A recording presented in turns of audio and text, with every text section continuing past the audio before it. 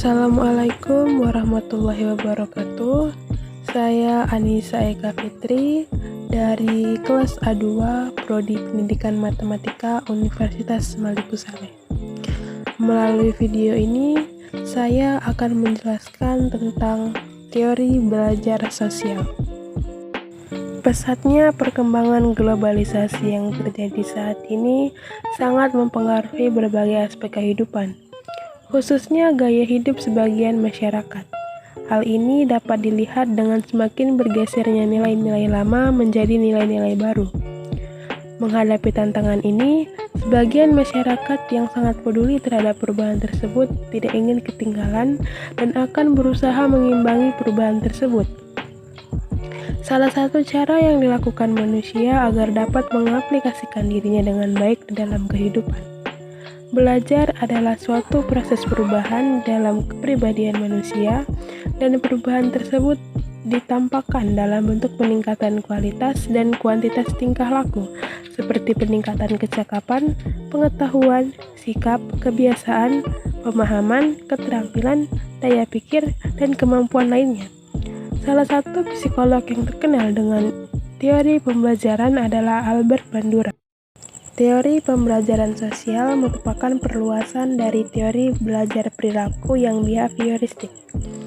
Teori yang dikemukakan oleh Albert Bandura ini menerima sebagian besar dari prinsip-prinsip teori-teori belajar perilaku, tetapi memberi lebih banyak penekanan pada kesan dari isyarat-isyarat pada perilaku dan pada proses-proses mental internal.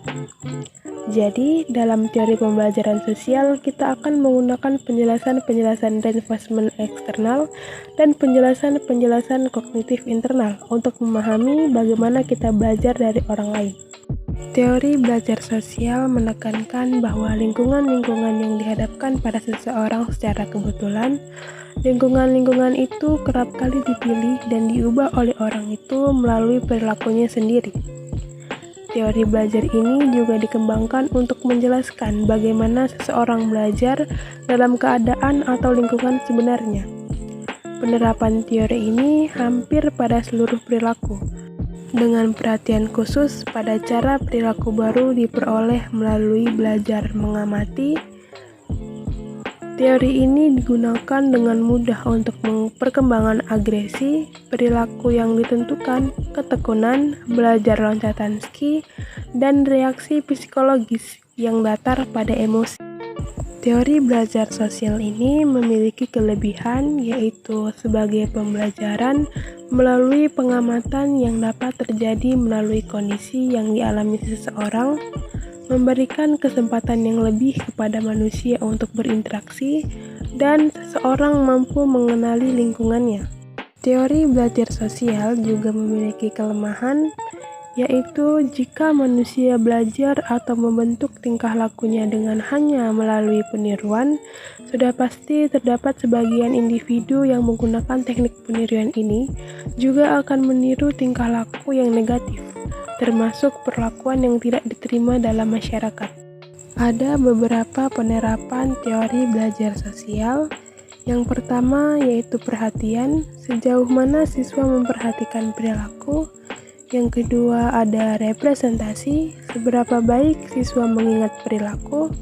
Yang ketiga ada peniruan tingkah laku, kemampuan untuk menghasilkan ulang perilaku.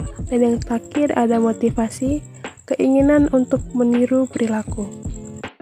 Sekian video penjelasan dari saya. Lebih dan kurangnya saya mohon maaf atas perhatiannya. Saya ucapkan terima kasih. Wassalamualaikum warahmatullahi wabarakatuh.